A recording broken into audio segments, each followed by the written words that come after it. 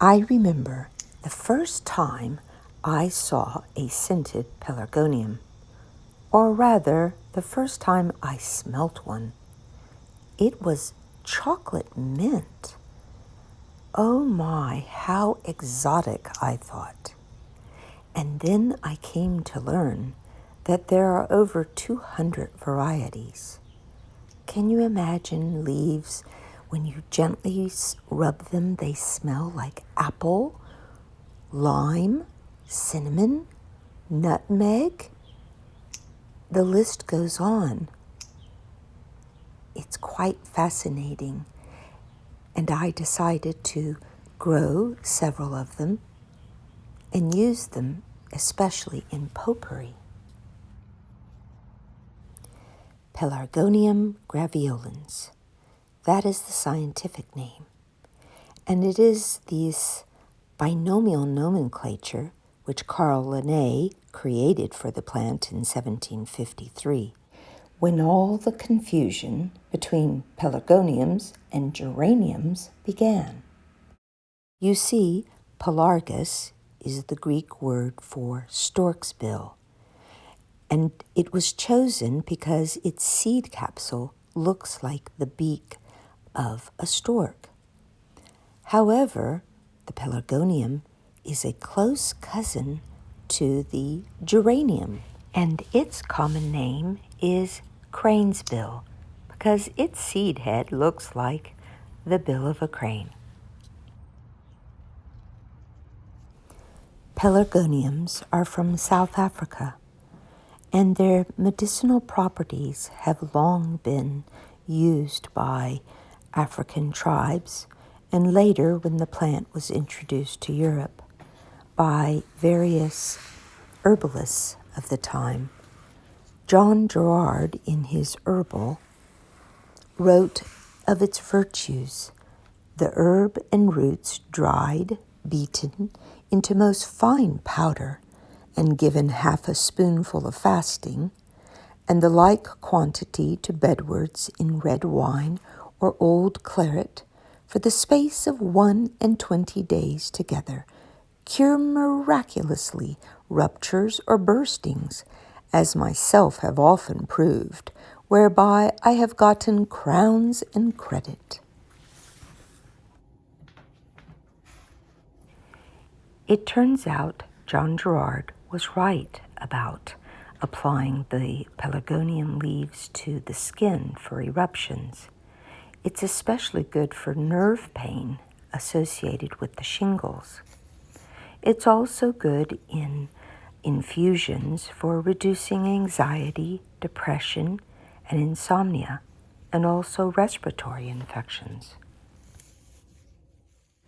Pelargoniums, along with many other exotic ornamental plants, had a surge of popularity in the Victorian times.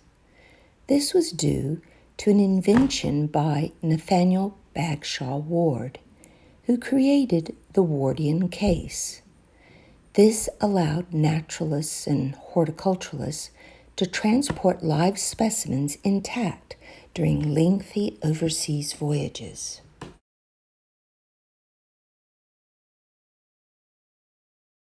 In the Amateur's Flower Garden, Shirley Hibbard included designs for creating a harmonious pelargonium garden. By 1895, writers such as Donald MacDonald wrote, "No bouquet or basket of flowers was considered complete unless plentifully perfumed with the foliage of sweet pelargoniums." Pelargoniums were a favorite of Charles Dickens. They adorned his dining table and garden at his country home, and he even wore them in his jacket buttonhole. For many Victorians who couldn't afford gardens, growing pelargoniums in pots on windowsills became an expression of social aspirations, as you can see in this 1869 novel, Jenny's Geranium. Because of this social bias, gardeners began to look down on pelargoniums.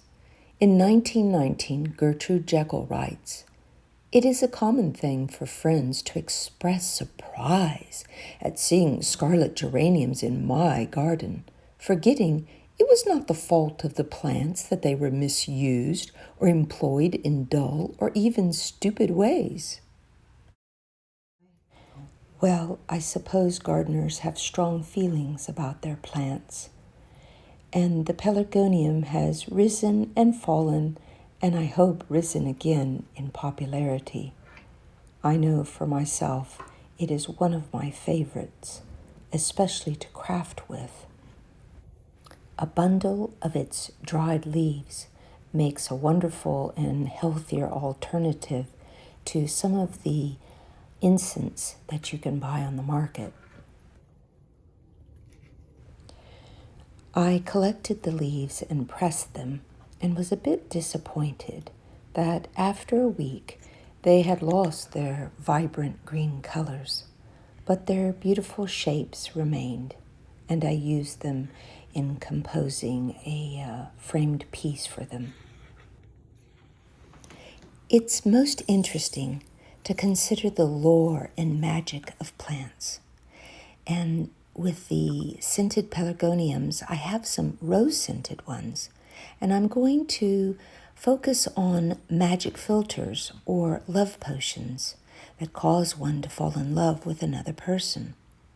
These have been used since antiquity and were very popular in the Middle Ages.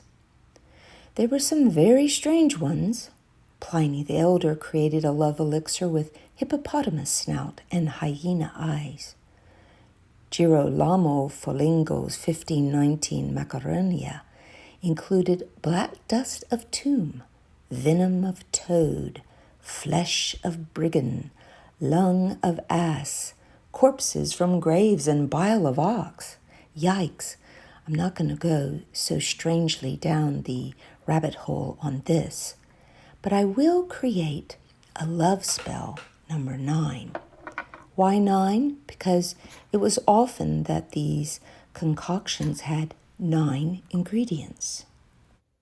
From ancient times, people who worked with plants believed that there were correspondences between the plant world and other entities, such as with the pelargonium, they believed that the planet Venus corresponded or had an influence upon the plant. According to the Chaldean planetary order, Venus rules the day of Friday, and I recreated their diagram to determine which hours of the day were also ruled by Venus, and that is the time to create the love spell number 9. Because Libra is the zodiacal sign that corresponds with pelargonium, I decided to take hair clippings from Ed and myself and balance them on the scale. And those would be the first ingredient to go into the love spell charm. Because copper is the alchemical metal associated or corresponding with Venus and also pelargonium, I chose it to be my second ingredient in the spell. I created a heart shape out of copper, and then I inscribed it with our initials on one side and the symbol for Venus on the other.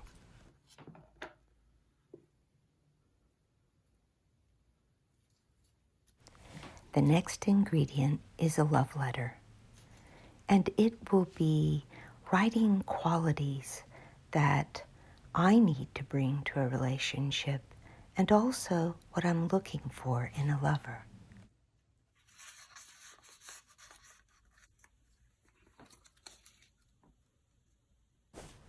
I added a quote by William Shakespeare, which reads, "Your heart's desires be with you." And then I sealed the envelope with the red wax.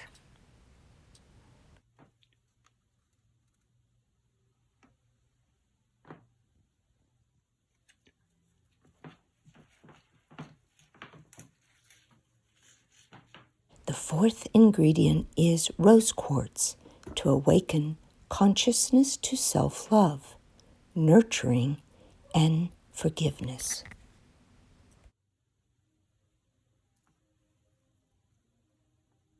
The fifth ingredient is the rose pelargonium itself, which has the qualities of love and also a feminine influence. Rose petals are the sixth ingredient, and it will attract and honor love. The seventh ingredient is rosemary.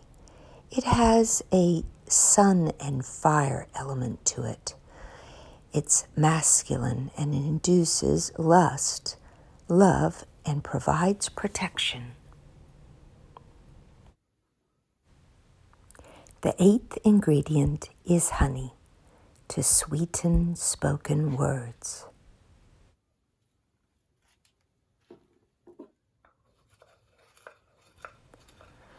I will mix all the ingredients up and add them to the bag.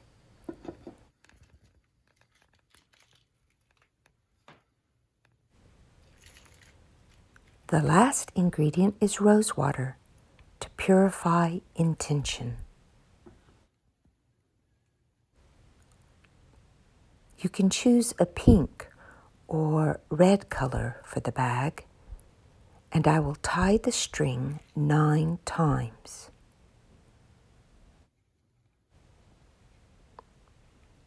Each day, I'll feed the bag with my intention, and I can spray it with the rose water.